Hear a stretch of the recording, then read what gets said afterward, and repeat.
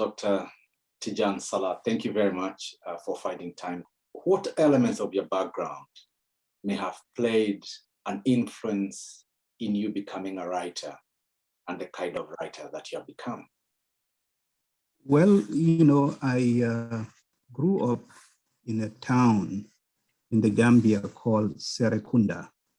Serekunda is the largest town in the Gambia and is 8 miles from the capital city, Banjul.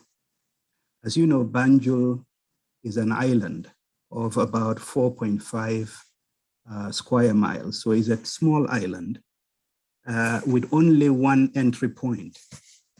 And Banjul has always been crowded as a settlement, but it is the capital city. So many people from rural areas come to Banjul, but will not be able to find place to live in Banjul. So they end up settling in Serekunda, which had a lot of perimeter of land around it. Now, the time I was born in Serekunda and grew up on a street in Serekunda called Fana Street.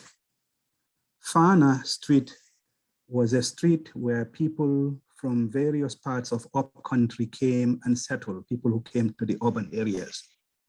And it was called Fana because among the ethnic group of the Wolof, people of Senegal and Gambia, the people who come, the rural people who come from among the Wolof who come are called Fana Fana. It's a derogatory term used for basically people who are not sophisticated, like people from the sticks. So I grew up on this street where you had all these migrants from upcountry who came and settled, and they are known for their very odd ways because they are not ways of the city. They call them Fana Fana. But it is a rich group of people because you have a lot of folklore in terms of proverbs, storytelling, and so on among them. And I grew up in the street listening as a kid, interacting with mostly Fana Fana, these country rural Wolof. And as a sensitive child, listening to all these narratives, including those like any African young kid being told by our parents, my mother, and so on, but more so even elders from other families on Fana Street, I learned a lot, especially about the Wolof. They learned a lot about their poetic traditions, storytelling traditions, and I imbibed a lot of these. I think this is what really got me interested in storytelling. Do you remember the first time you started thinking of writing? Well, I was writing in primary school, Serekunda Primary School, but I really got to taking writing seriously in high school. I went to a Catholic high school in the Gambia called St. Augustine's High School. It was run by Irish Holy Ghost fathers. And many came, and early when I finished my what was called common entrance examination and went to St. Augustine's, we were at that time studying mostly classical British literature. We read Shakespeare and Wordsworth and Byron, many of the British poets, Joyce. And it was only this was in 1970. So it was in 1972, 73 that they started to Africanize the literature curriculum. And that time, the African Writer Series on the Chinua Achebe was in motion. And they started introducing books from the African Writer Series in our school, books by, of course, Achebe's Things Fall Apart, Shoyinka's, and the works by Ngugi and others. But I read the one that was sort of required reading was Achebe's Things Fall Apart. The others were just introduced for kids who wanted to read more. And we also read a lot of the works of the poets, especially we were using this book that was published by Uli Baya and Gerald Moore called Modern Poetry from Africa at the time. It was the main text. So through there, I got exposed a lot to negritude poets. I read the more individualist poets like Shoyinka, Gabriel Okara, John Pepper Clark, and some of the poets from South Africa like Dennis Brutus and so on. But that book really was a continental volume and exposed me to a lot of the writing at the time. So it was basically this that got me into writing. There was an Irish priest by the name of Reverend Joseph Goff, who used to teach us English, and he thought that I was very good at writing compositions. So one day he told me, why don't you try your hand on poetry? Now, I never knew what poetry was. I thought that poetry was something that rhymed because we were reading all these classical British poems that rhymed. And I began basically writing rhythmic poetry. And the first poem I wrote was called The African Redeemer. It was a tribute to Kwame Nkrumah because in the 70s, the legacy of Nkrumah was still looming large on the continent and even especially in West Africa. And his overthrow and eventual move to Guinea was seen by many young people at the time as a tragic event. And so many of us began to celebrate his legacy. And that poem I wrote, which was published in the school newspaper, Sunyuki Baro, which meant mainly our times, got me into writing. What is your work about? That's a very good question. I think in much of my writing, I have tried to capture issues of poverty and injustice in our societies, struggles between the state and the individual. I have tried to also deal with some of the social issues in our society, generational gap between the elderly and the young, issues of rural to urban migration, some of the things I experienced as a kid growing up, very important. We having many of our societies with growing urbanization. I have a short story I wrote called The Unfortunate Choice, where I was basically dealing with the issue of that people leaving rural areas and coming to the city with the prospect that they will have a better life, sometimes get dashed, their hopes get dashed because the cities are not as bright. The lights of the city are not as bright as we think they are.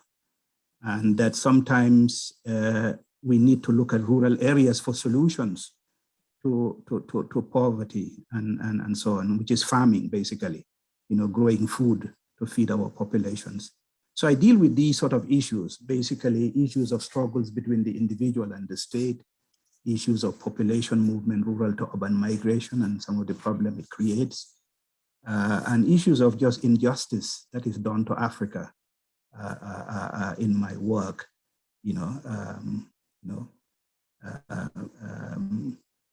I have a story, for example, which is one of the short stories that is widely anthologized called Innocent Terror, in which I deal with the situation of a young Lebanese youth. We have a lot of Lebanese immigrants in the Gambia, and some of them have become very, very rich on the backs of the local population. We welcome them, we welcome immigrants, but some don't follow the rule of law. And I try to dramatize the struggle, how the state sometimes does not act as a fair arbitrator in terms of advocating the rights of everybody. They seem to favor immigrants who exert excessive power because of their wealth and pool. And so justice is not done even when they do wrong. And the question is, how do we get our state systems to begin to treat everybody fairly, native and immigrant, and not be giving favorable treatment to outsiders and so on? That's so I deal with these sort of issues. Yeah. Why are these things important to you? Well, they're important because I think as a writer, As a writer, we have to find ways of how do we improve the lives of all in our societies. And a writer, I think, performs two functions. One is they give us mirrors. They give us reflections where we see ourselves and what is right and what is wrong in our societies. They give us mirrors. Writers also give us windows through which we are able to be visionary and look into the future. You know, they give us a model of what a future could look like before even we get there. You know, writers also give us a window into the past. They enable us to look back at our history, what has gone wrong, what has gone right, what do we learn from what has gone wrong in the past, and how can we improve in the current and build a better society for the future. You gave me a copy of your work that you did on Achebe. Tell me about that project. Well, that project started obviously because of the enormous influence of Achebe in the development of modern African literature. I got into it because I was raising children at the time, and I was looking into biographies of for young kids that I can get on Africa, African heroes that I can get my kids to read, you know. And I found that there were not many biographies available for adults, young adults in particular, to read about African heroes at the time. And I thought that maybe then, since there were none, I needed to work on writing one. And I had known Achebe's work, I had known him in person, and decided to embark on the project. And it took me 8 years to work on that biography. And I went and interviewed him for about his early life, you know, what influenced him to write Things Fall Apart, you know, where he went to school and how did he come to writing it. And later when he wrote Things Fall Apart, how the manuscript almost got lost, you know, and when he published it, because the work was such a significant story, Heinemann decided to draft him to be the editor of the African Writers series, you know. So I learned about all this. I learned also about his role in the Nigerian Civil War, you know, the struggles between the early generation of Nigerian intellectuals and their dissatisfaction with the early Nigerian government under Nandi Azikiwe, you know, and how that eventually led to the killing of some major figures in the north, you know, both Sabu Bakar Tafawa Balewa and Ahmedu Bello, and also in the west, but not the killing of leaders in the east, which resulted in a big backlash against the Igbos and resulted in the killing of many, many, many Igbos, you know, which became known as basically the Nigerian Civil War, the Biafra War, and the tragedy that happened to the Igbos. You know, and Achebe's role during that time as a visionary in trying to advocate for the tragedy that was happening to the Igbos, and how Nigeria basically ceased to treat all its citizens sort of equally and so on. And that came out later in his writings in There Was a Country and so on, you know, where he talks about the tragedies of Biafra, you know, how, you know, Biafra was, you know, sabotage and so on, you know, and whatever redemption that came from that, you know, yes. So basically, I thought he was a very important figure because Nigeria is such a major country in West Africa. It has had this tragic history of the failure of elites. Achebe has been a prophet almost to that country, and that it was important, I think, for young Africans to learn what a visionary writer was like, one who was able to look at the past, the present, and some of its problems and give a better future for Nigeria, you know, in his many, many different works, from works of fiction to works of fact, you know, yeah. You are trained as an economist. Yes. How do you end up finding yourself in this literary world?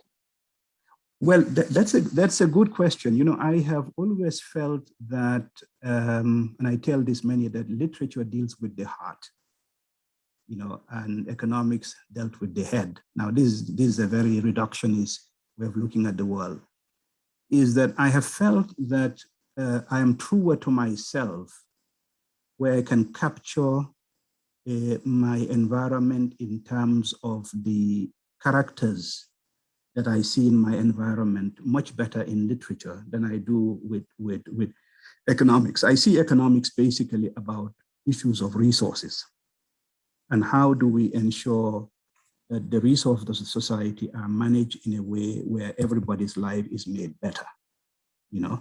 But it boils down to issues of resources, access to resources, enabling production and distribution of resources to enable people's consumption and well-being to improve. That's what economics. But then we do know that societies have more than those issues of resources are influenced by power relationship. You know, who has access to power? You know, some people are born with access to wealth, some without access to wealth. Now, how do we get those who don't have access to wealth to get access to wealth to improve their lives? So you're dealing now with politics and economics. And those are important questions, you know, that one need to tackle. But that leaves a lot of other things that I think literary people deal with: the issue of values, beliefs, attitudes, feelings. Some of these things are never being able to captured by economics and so on. These fall in the realm of literature. Literature gives us the totality of how people live in societies, narratives about how people actually live in societies, how they interact with each other to build much more viable societies. Yeah. You have written short stories and you have written anthologies of poetry. Can you tell me how do you decide which genre to use, and how do you shift between one genre to the other? Well, in my writing, I generally have taken basically two genres. One is poetry and short stories. And the reason I have chosen those genres as opposed to the novel or the play is because I find that in terms of narrative strategy, they are minimalist. You know, you can communicate your idea or your feeling or experience through a shorter narrative than a longer narrative. So in a sense is that maybe because I have low endurance. You know, the novel is for the long distance runner, or the play, you know, those who are able to sit and focus on an idea for a long time. I find that in poetry, the immediacy of the message is much more quicker. You can deliver a message much more quicker, but of course you have to have the skill, you have to have the ability, you know, to convey an idea or an experience through a much more stricter and narrower medium. Now, I also find that with poetry, you cannot write it anytime you want to write it. You know, with fiction, even short fiction, the short story or the novel, and I've tried my hand at the novel, although I have not published it, is basically you have an idea and you can work on it anytime, you know, you feel like working on it. With poetry, you can't just write a poem anytime you want it. You have to have the mood, you have to have the inspiration, you know, and you get this feeling gathering in you. It is vague, it is formless, and then you have to capture that into some sort of a form that is exact. You have to use the exact word, you know, you have to convey the exact image. And you could find poets working and reworking their work because they're not happy that they've conveyed that idea or experience, you know, right in that instant, you know, and so on. You know. Have you ever written in an African language or in an ethnic language? I have written one or two poems in Wolof, but I wouldn't call myself very good at it, you know. And that's partly because it takes real effort to spend time on practicing this for a long time to do it well. There are people who write in Wolof poetry who are good at it, but I have not really written a lot in my own language. Yeah, that is true. Much of what I've written has been in English, you know. But I do believe that the language question is important because that we need to nurture our languages and write in our languages, both science and also the arts, so that our languages will continue to grow and develop. That if you don't basically use your language in written form and oral form, it will die over time. That I agree with. And I think Ngugi has been one of the strongest advocates that we should write in our languages.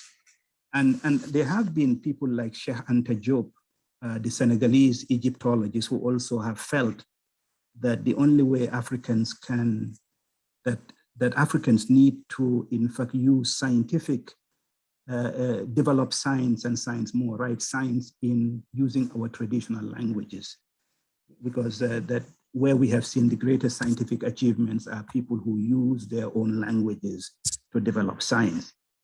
Now, the African experience is a very complex one because we have had a colonial experience which many other peoples have not had. So the African experience, the experience of India, and many of these societies which we are colonized, is not so easy an experience to simply say, well, write in your own indigenous languages, because one, they have also acquired the colonial language. The colonial language has its own drawbacks, but it also has its own strengths. It enables us to speak with each other because African societies are complex. You have multiple languages in every country. And if it was not for English in my society, I would not be able to speak with the 4 or 5 other ethnic groups, ethnic languages that are in our countries. You know, I could write in Wolof, but then it has to be translated for somebody in Mandinka, in Fula, in Jola, in Serer to understand. So how do we deal with that complexity, you know, of the complexity of our societies if we advocate that people just write in indigenous languages? You know, I think it's an important question for us to deal with. So I've come to the point where I side more with Achebe, which is that we should let writers write, you know, do their creative pursuits in whatever language they feel comfortable with. You know, those who have the capability to translate those works into our local languages, well, so much for the better. But we cannot be prescriptive to say that, you know, we should encourage people to write more in our indigenous language, but we should not be prescriptive with a diktat that you should go and all write in indigenous languages, you know. Is English an African language? Well, English is not an African language, but English is a language that is in wide usage in Africa that can be Africanized, you know. It's increasingly becoming an Africanized language in the sense that Africans bring to it their own thought patterns, their own sensibilities, their own value system in how they use it, so that African, you could talk of an African English. We have a variety of forms, like in Nigeria, you have Pidgin, you know, you have broken English being spoken. These are all Africanized forms of English, people using English how they choose. If you read Things Fall Apart, Achebe, he uses English in its, you know, very vernacularized context in using Igbo sensibility into the language.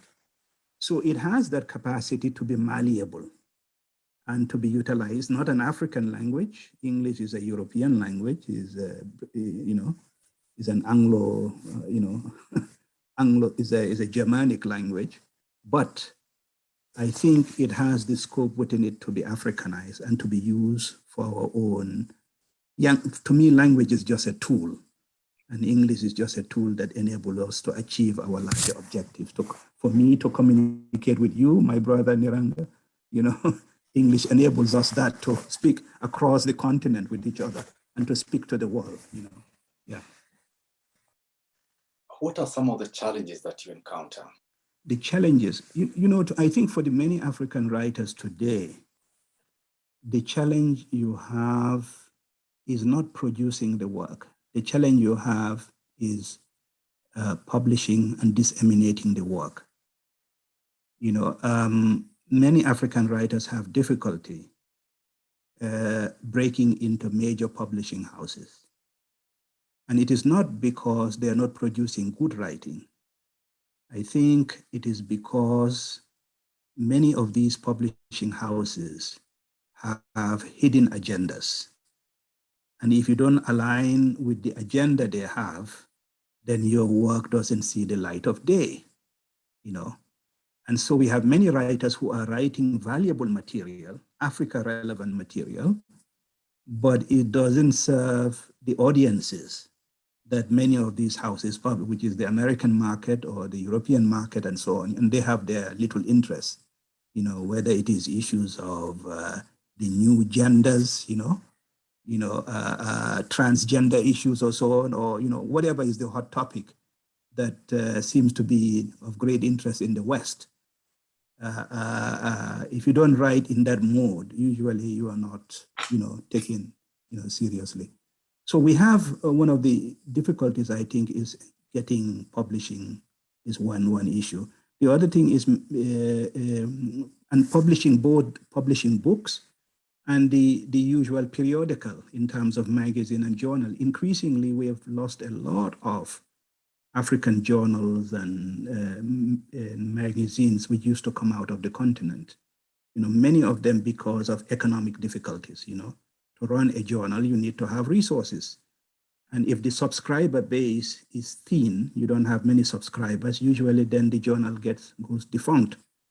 And some of our wealthy entrepreneurs, our wealthy businessmen, do not pay really much attention today to works of culture the way they should. We have our Mo Ibrahims and people like that, wealthy people and so on. They would rather set up something to give money to African leaders who are at the very heart of our problem, but who maybe give up power and say they are Democrats. Then they would take that money and set up an African Nobel Prize where they honor some of our best writers, or sponsor an African publication which allows thinking Africans to have a platform to share their ideas. So we have this challenge, I think. The challenge is how do we get basically our money class, people who have money, to partner with our ideas class, people who do thinking, whether they're doing thinking and creations in culture, to work together to advance the cultural development of the continent. I think it would be unfair for me not to ask you about Lenry Peters. Tell me about Lenry Peters. Yeah, Lenry was a great writer who was a medical doctor. He was a surgeon, trained in fact, at Cambridge. And he worked in the UK as a Pan-Africanist while he was in university, worked for the BBC, but was very committed to Gambia. So he returned to serve the Gambia in the medical service. In fact, he was one of the first Gambians to start a private hospital in the Gambia called the Westfield Clinic. We began to provide medical services to the country. But in addition to this, he was a major poet. He's written 3 or 4 collections of poetry. He also wrote a major novel called The Second Round, which deals with the issue of homecoming. Lenry had a very interesting background because part of his ancestry was from, in fact, from the New World, Britain, some maybe even in the Caribbean. He was what they call Anglo what they call the Creole. I don't know whether you know about these people called the Creole. You have some of the liberated Africans sent to Liberia, some were in Sierra Leone. That's why you have Freetown. So he has sort of Creole identity. That's why he has the name Landry Peters.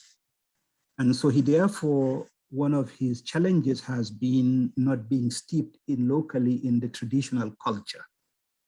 But he had this Pan-African perspective in a lot of his writings, which you see a lot in the writings of the diaspora writers, whether the Harlem Renaissance and so on, they talked of Africa as a continental totality. They did not write about, let's say, the Igbo or the Kikuyu or the Wolof or, talking from very specific traditions and oral traditions they understand. Landry was not from that. He wrote about Africa, the continent, as a totality. He was in that sense a great Pan-Africanist, and he wrote some of the most beautiful poetry in that regard, Pan-African poetry. He also wrote a lot about his own personal experience of return, homecoming. One of the main themes in a lot of his poetry was the theme of homecoming. He has a poem where he says, "We have come home from the bloodless war with sunken hearts, our boots full of pride from the true massacre of the soul, when we have asked, what does it cost to be loved and left alone?" And that's the poem he wrote called "We Have Come Home." He talks about the student returning. We have come home from the bloodless war with sunken hearts, and talking about the student and the struggle with education in England from the bloodless war, he calls it. We have come home from the bloodless war. Yeah. So that's what I would say. But one of the important things about Landry is that he was the founding father of Gambian literature, because while in the 70s, he started with a number of some of the young writers who were at that time scribbling. They were not writers of any consequence. He started a journal in the Gambia called Ndanan. The word Ndanan in Wolof means champion, a champion. And Ndanan is usually used people who are in a wrestling contest, and the champion in the wrestler, the champion wrestler. So that was the title of this literary publication. And it began to be the platform through which many of the Gambian writers in the 70s, and early 80s, basically began to show their work. And he was a main player in that. He also worked for the West African Examination Council, as a chair. So he balanced his life between creative writing, but also active life in the affairs of the country in terms of medical services, in terms of the West African Education Examination Council, which administered the common entrance examination. He was involved with that for some time. So that's what I would say in a nutshell about Landry, that he was a man who was both a creative writer. He was one who also served a lot the needs of the Gambia in the medical services and in other important educational functions. Yeah. How is the creative world now in Gambia? The creative space is growing. We have a lot of newspapers, which are the platforms through which a lot of the young people are now publishing their works, the local regular newspaper. We have in Gambia now a bookstore. We used to have very small little bookstores, usually carrying textbooks for use in the school system. But for the first time now, we have a major bookstore in the Gambia called Timbuktu Bookstore, which carries works of literature from all over the world. And it has become now a feast, a gathering place for young Gambians to go and get good books from all over the world. There is also now a lively scene developing, mostly in poetry. There are a lot of Gambians now who write what they call rap poetry. Spoken words poetry is very common. Youths gather in a park or in a hall, and then they do their rap. One does a rap and so on. And these are forms of poetic forms, but it's populist poetry. It's very common now in the Gambia. Yeah. So there is hope, I think. What I don't see, however, is the university. We also now, Gambia used not to have a university until over a few decades ago, a university was started. So in the university now, there is an African literature curriculum. So now we're having Gambian professors who are beginning to study more and more now Gambian writing. And they're encouraging even students now to write master's and bachelor's and doctoral dissertations on Gambian writing. So this is beginning to create a new platform, a new fora for discourse of not only of creative works and so on. And I think this also augurs well for the future or development of Gambian writing. Yeah. I really want to thank you, Dr. Sallah. My pleasure. My pleasure.